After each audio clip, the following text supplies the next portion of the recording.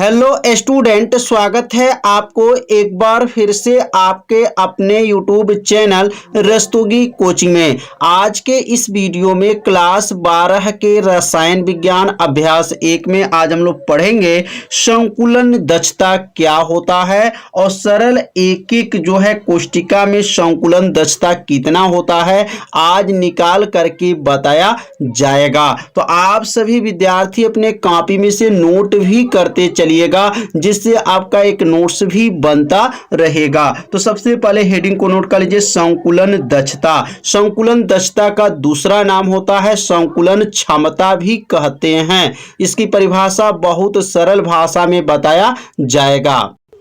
तो अब यहां परिभाषा लिख लेंगे, किसी परमाणु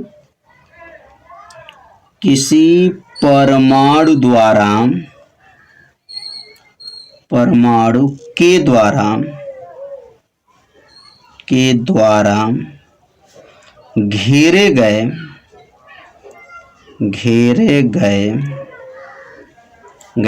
कुल आयतन प्रतिशत को संकुलन क्षमता या दक्षता कहते हैं।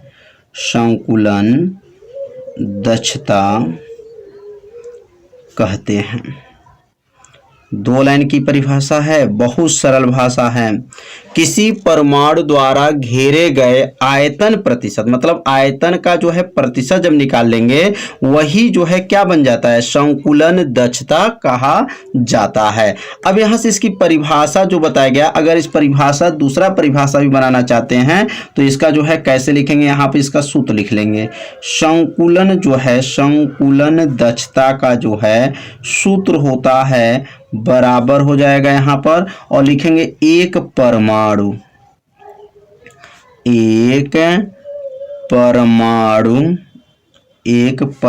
का आयतन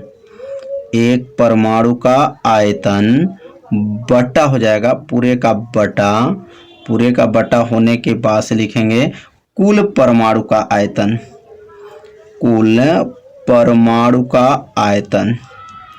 गुणे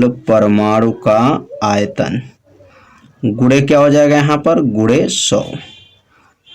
तो यहाँ पे जो है चाहे इससे भी परिभाषा बोल सकते हैं कि संकुलन दक्षता क्या होता है, तो कहेंगे एक परमाणु का आयतन और कुल परमाणु के आयतन के अनुपात को जब प्रतिशत में बदला जाता है तो उस मान को क्या कहा जाता है, संकुलन दक्षता कहा जाता है। अब यह सूत्र आपको याद रखना है, क्योंकि इसी सूत्र के सहायता से आगे सरल, फलक और अंतः घनी एक एक कोष्टिका का जो है संकुलन दक्षता की गणना किया जाएगा इसी फार्मूला से। तो संकुलन दक्षता का सूत्र क्या है, एक परमाणु का आयतन बटा कुल परमाणु का आयतन गुणे क्या है, 100 होता है। अब अगला जो हेडिंग जब बनेगा उसका है सरल एक एक कोष्टिका, SCC इसको बोला जाता है। अब उसमें संकुलन दक्षता क्या होता है निकाला जाएगा। तो पहले इस परिभाषा को और सूत्र को जो है आप सभी विद्यार्थी अपने कॉपी में क्या कीजिए, नोट कर लीजिए और इसे 2 बार पढ़िए, परिभाषा आपको क्या होगा, याद हो जाएगा। तो अब अगला हेडिंग नोट कर लेंगे। तो अब अगला हेडिंग है सरल एक एक कोष्टिका की संकुलन दक्षता। अब यहाँ पे सरल एक एक कोष्टिका की संकुलन दक्षता कैसे निकाला जाएगा, बहुत सरल भाषा में बताया जाएगा। तो यहाँ पर इसके जो अवयवी कण होते हैं वो कहाँ पे होते हैं, कोनों पर स्थित होते हैं। तो आप ऐसा एक वृत्त खींचिएगा जो दोनों वृत्त क्या हो जाएंगे, यहाँ पर स्पर्श करेंगे। यहाँ से यहाँ तक की दूरी क्या मान लेते हैं, r है, और यहाँ से यहाँ तक की भी दूरी क्या है, r है। क्योंकि त्रिज्या है, थोड़ा सा ये वृत्त जो है बड़ा बन गया है, लेकिन आप सभी विद्यार्थी आप लोग ऐसे खांचेंगे कि दोनों वृत्त जो है गोला है वह जो है क्या हो, एकदम एक समान दिखाई दे। तो यहाँ पर यह बिना प्रकार का खांचा गया है, तो आप सभी विद्यार्थी प्रकार से खांचिएगा। केंद्र यहाँ मान लीजिएगा और केंद्र यहाँ मान करके खांचिएगा, और दोनों वृत्त क्या होंगे, स्पर्श करके जाएंगे। दोनों की त्रिज्या जो है यहाँ से r है और यहाँ से भी त्रिज्या r मान लिया गया है। अब यहाँ पे जो है संकुलन दक्षता की क्या करना है, गणना करना है। तो यहाँ पर सबसे पहले लिखेंगे कि माना गोले की त्रिज्या त्रिज्या क्या है, आर है, और कोष्टिका का जो कोर, कोर मतलब भुजा उसको बोला जाता है, वो ए है। तो लिख लेंगे यहाँ पर माना गोले की त्रिज्या, माना क्या लिखेंगे, गोले की, या गोले का लिख सकते हैं, त्रिज्या क्या है, तो गोले की त्रिज्या क्या है, आर है, तथा लिखेंगे तथा कोष्टिका के कोण लिख देंगे यहाँ पर, तथा कोष्टिका का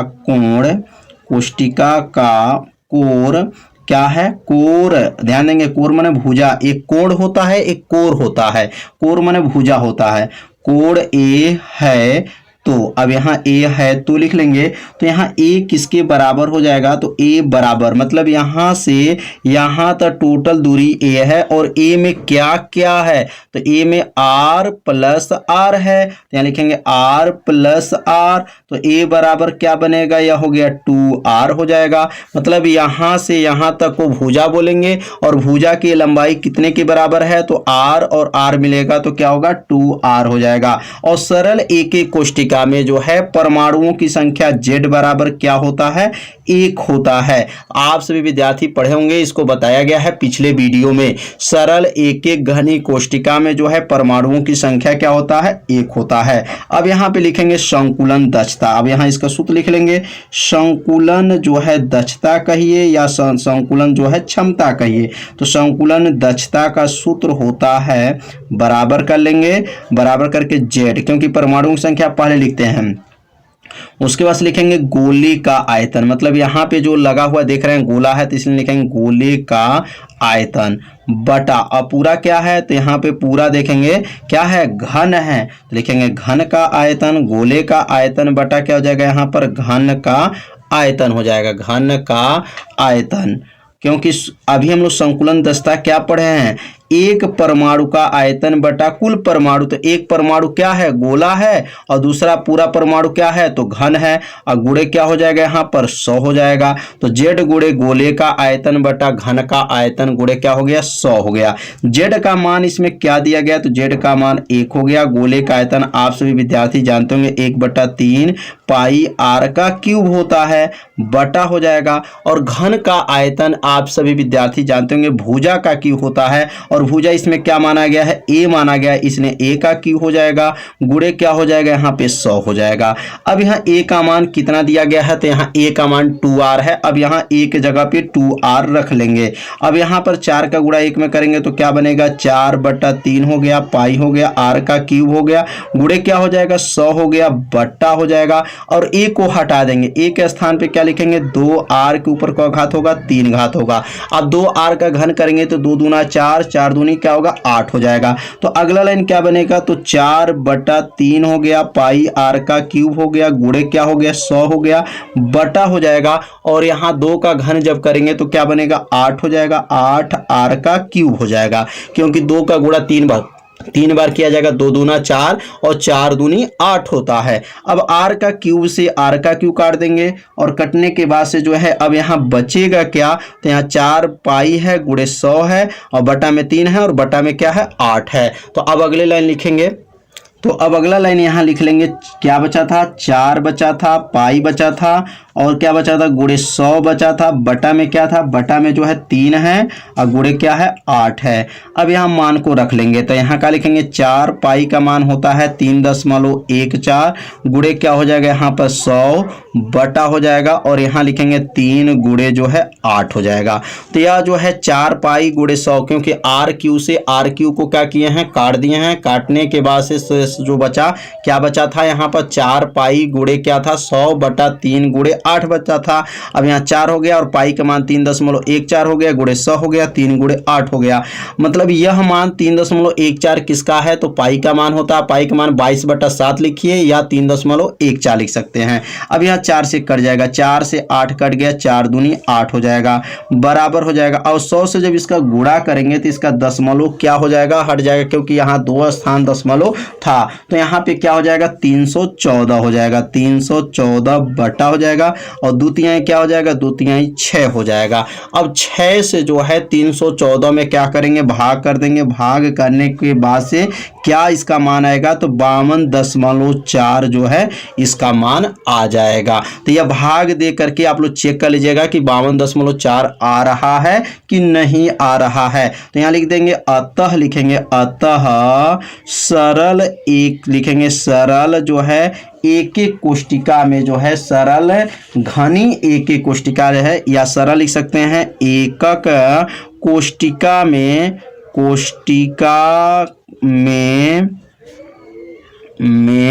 संकुलन दक्षता कितना होता है। तो संकुलन जो दक्षता होता है वह कितने % होते हैं, 52.4% होता है। तो समझ में आ गया होगा कि सरल एकक कोष्टिका के अंदर जो है दक्षता कितना है, 52.4 हैं। तो फलक केंद्रीय घनी एक एक कोष्टिका का संकुलन दक्षता कैसे गणना करेंगे। तो सबसे पहले जो यहाँ बनाया गया है यह वर्ग की आकृति है, और यहाँ पे जो खींचा गया है यह विकर्ण है। अब यह विकर्ण किसके बराबर है, पहले इसकी गणना करेंगे। गणना करने के बाद से तब जाकर के संकुलन दक्षता की गणना करेंगे। तो लिख लेंगे यहाँ पर माना गोले की त्रिज्या r है, मतलब इस गोले की त्रिज्या भी r है, और इस गोले की भी त्रिज्या r है, और इस गोले की भी त्रिज्या क्या है, r है। तो यहाँ पर लिख लेंगे गोले की त्रिज्या क्या है, r है। वर्ग का विकर्ण, अब वर्ग का विकर्ण किसके बराबर होगा, तो यहां से लेकर के यहां तक दूरी r है, और यहां से लेकर के यहां तक 2r होगा, और यहां से लेकर के r होगा, क्योंकि ये टोटल पूरा व्यास होगा, और यहां पर इसकी त्रिज्या होगा, मतलब यहां से यहां तक ये विकर्ण है। तो विकर्ण किसके बराबर होगा, तो इसमें r लिखेंगे यहां पर r प्लस ये पूरा गोला है, इसलिए लिखेंगे यहां पर क्या, 2r प्लस पुनः जो है यहाँ पे देखेंगे आपका, यहाँ पे इसकी त्रिज्या क्या ले लेंगे, इसकी त्रिज्या क्या ले लेंगे, r। तो कितना हो गया, r 2r और एक मिलकर के कितना हो गया, 4r हो जाएगा। और वर्ग का विकर्ण का सूत्र क्या होता है, तो सूत्र पढ़े होंगे आप लोग, भुजा कर्णी में क्या होता है, भुजा कर्णी में 2 होता है, बराबर हो गया, और यहाँ क्या हो जाएगा, 4r हो गया। अब यहाँ लिखेंगे भुजा बराबर क्या हो जाएगा, तो भुजा बराबर हो जाएगा 4r बटा क्या हो गया, कर्णी में 2 हो जाएगा। भुजा को किससे दिखाएंगे, a से दिखाएंगे, a बराबर, अब यहाँ क्या लिखेंगे, 4r बटा क्या हो जाएगा, कर्णी में 2 है। अब यहाँ परमेकारी गुणक करेंगे, परमेकारी गुणक जो है आपसे विद्यार्थी जानते होंगे, कर्णी 2 है तो कर्णी 2 से ऊपर नीचे क्या कर देंगे, गुणा कर देंगे। अब अगला लाइन जो बनेगा, a बराबर होगा 4 का गुणा जो है कर्णी 2 में करेंगे तो क्या बनेगा, 4 कर्णी में 2 r बटा हो जाएगा, और कर्णी 2 और कर्णी 2 मिलकर के क्या बनेगा, 2 हो जाएगा। अब ये 4 को जो है 2 से काट देंगे, 2 दूना 4 हो जाएगा। कितने बार में जाएगा, तो 2 बार में गया। अब ये 2 कैसे हुआ, तो कर्णी 2 मतलब कर्णी में 4 होगा, और कर्णी 4 का मान क्या होता है, तो कर्णी 4 का मान 2 होता है, इसलिए यहाँ 2 लिख देंगे। 2 से 4 को काट देंगे तो क्या आ गया, a बराबर आ गया, a बराबर 2 कर्णी में 2 r आ गया। तो a का मान जो निकल गया 2 कर्णी में 2 r आ गया। अब यहाँ पर फलक केंद्रीय एक एक कोष्टिका में आप सभी विद्यार्थी जानते होंगे परमाणुओं की संख्या। तो z बराबर इसमें क्या होता है, फलक जो है केंद्रीय एक एक कोष्टिका में जो है परमाणुओं की संख्या बताया गया था, कितना होता है, तो 4 होता है। यह जो है शुरू में जो है फलक केंद्रीय घनी एक एक कोष्टिका से आप क्या समझते हैं, इसमें बताया गया था परमाणुओं की संख्या क्या होती है, 4 होती हैं। अब यहाँ पे जो है सूत्र लिखेंगे संकुलन दक्षता। अब यहाँ सूत्र लिख लेंगे संकुलन दक्षता। तो संकुलन दक्षता का सूत्र क्या होता है, तो यहाँ संकुलन दक्षता बराबर हो जाएगा z गुणे हो जाएगा, और यहाँ लिखेंगे गोले का जो है आयतन, क्या लिखेंगे यहाँ पर, गोले का आयतन। तो गोले का जो है आयतन हो जाएगा, और बटा क्या हो जाएगा यहाँ पर, बटा, और यहाँ बनेगा घन का आयतन हो जाएगा। तो लिखेंगे यहाँ पर घन का आयतन। ये किसका सूत्र है, तो संकुलन दक्षता का जो है यह सूत्र है, आप सभी विद्यार्थी जानते भी हैं, पिछले वीडियो में भी बताया गया था। अब यहाँ z का मान क्या है, तो z का मान यहाँ 4 लिख देंगे। गोले का आयतन क्या होता है, तो 4/3 पाई r का क्यूब होता है, बटा हो जाएगा, और घन का आयतन का सूत्र होता है 1 ऊपर 3 घात, मतलब भुजा का क्यूब होता है। अब यहाँ a का मान देखिए क्या आया, 2 करनी में 2 आया है, यहाँ पे रख लेंगे। और 4 में 4 का गुणा करेंगे तो 4 चौको क्या बनेगा, 16 पाई r का क्यूब बटा 3 बटा, और a का मान रख देंगे, a का मान क्या रखेंगे, 2 करनी में 2, क्या है 2 करनी में 2 r है, और यहाँ पे पावर क्या हो जाएगा, पावर 3 घात हो जाएगा। तो अब यहाँ पे जो है 2 करनी 2 जो है r का गुणा जो है कितने बार करेंगे, 3 बार करेंगे। तो यहाँ पे क्या बनेगा, यहाँ बन जाएगा 16 पाई r का क्यूब बटा हो जाएगा बटा, और यहाँ 3 हो जाएगा बटा। अब यहाँ पे बटा होने के बाद से जो है, अब यहाँ पे 2 का गुणा जो है 3 बार करेंगे। 2 करनी 2 का गुणा 3 बार जब होगा तो क्या बनेगा, तो यहाँ पर जो है 2 करनी 2 का गुणा, जैसे 2 दूना 4, 4 दूनी 8, 8 तो यह हो गया 8। करनी 2 का गुणा जब 3 बार करेंगे तो यहाँ पर करनी 2 करनी में 2 और करनी में 2 गुणा करेंगे तो ये 2 दूना 4, तो करनी 4 का मान क्या होता है 2, 2 करनी में 2 हो जाएगा। मतलब इसका गुणा जब 3 बार करेंगे तो क्या आएगा, 2 करनी में 2 आ जाएगा। तो यहाँ पे रफ में ये बताया गया है, इसको आप लोग जो है चाहे तो लिखिएगा, नहीं चाहेंगे तो इसको मत लिखिएगा।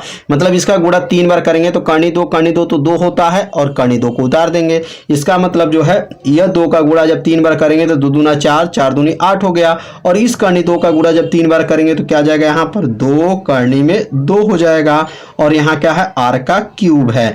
अब यहाँ पर r का क्यूब से r का क्यूब जो है क्या करेंगे, काट देंगे। अब काटने के बाद क्या बचेगा, अब उसको नोट कर लेंगे।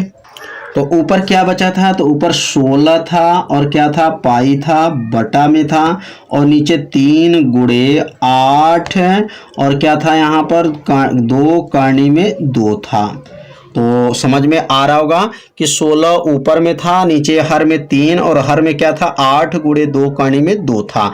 अब यह 8 में 2 का गुणा करेंगे तो 8 दूनी क्या हो जाएगा, 16 हो जाएगा, और 16 से 16 को क्या करेंगे, काट देंगे। तो यहाँ लिखेंगे 16 पाई बटा हो जाएगा 3 गुणे 16 करनी में 2 हो जाएगा। अब ये 16 से 16 क्या हो गया, कट गया। कटने के बाद से यहाँ पे क्या बचेगा, और यहाँ देखिए गुणे 100 छूट रहा है क्योंकि सूत्र में 100 होता है। यहाँ पे जो है संकुलन दस्ता में 100 होता है, और यहाँ पर भी जो है 100 बना लीजिए। यहाँ पर जो है सूत्र में क्या है, यहाँ गुणे 100, और यहाँ पर भी गुणे 100, और यहाँ पर भी गुणे जो है आप लोग 100 बना लीजिए, क्योंकि सूत्र में जो है 100 रहता है। संकुलन दस्ता आप लोग पढ़े होंगे, यहाँ पर भी 100 होगा। तो 100 से जो है इसमें गुणा भी रहता है।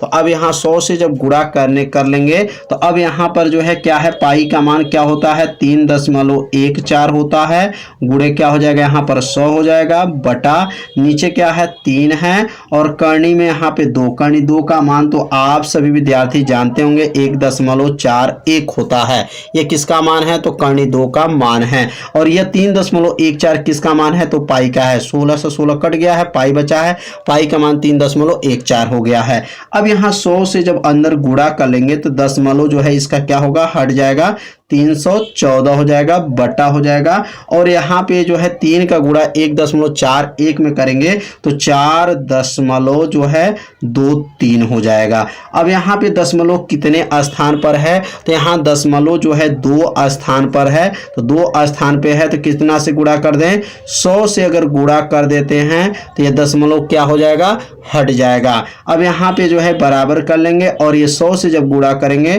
तो पहले 314 था, अब यहाँ 2 जीरो बढ़ जाएगा, बटा हो जाएगा, 400 क्या होगा, 23 हो जाएगा। अब 423 से जो है 31 जो है हजार जो है 400 में क्या कर देंगे, भाग करेंगे। तो भाग जब देंगे तो लगभग जो है कितना आ जाएगा, 74% आ जाएगा।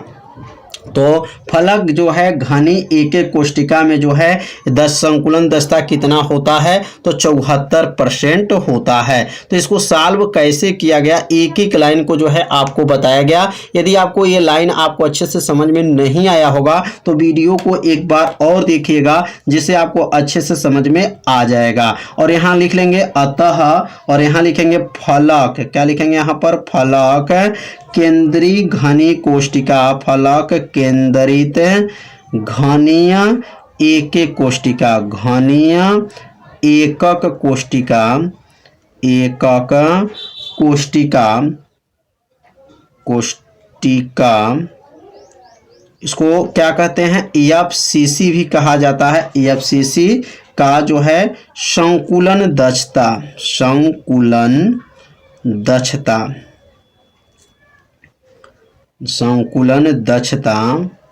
कितना होता है, 74% होता है, 74% होता है। कितना आसान है, तो यहाँ लिख लेंगे कि फलक केंद्रीय घनी एक कोष्टिका, इसको EFCC कहा जाता है, उसका संकुलन दक्षता कितना होता है, 74% होता है। तो उम्मीद करते हैं आप लोग को अच्छे से यह समझ में आ गया होगा। तो आप सभी विद्यार्थी से अपने कॉपी में जरूर इसको नोट कर लीजिए और वीडियो को जो है लाइक कर दीजिए, और चैनल पे यदि आप पहली बार आए होंगे तो चैनल को सब्सक्राइब जरूर कर लीजिए। तो आज का जो है वीडियो इतना ही रहेगा। अब हम लोग कल पढ़ेंगे अंतः केंद्रीय एक कोष्टिका का जो है संकुलन दक्षता की गणना करेंगे। तो मिलते हैं अब अगले भाग में, तब तक के लिए सभी विद्यार्थियों को नमस्कार।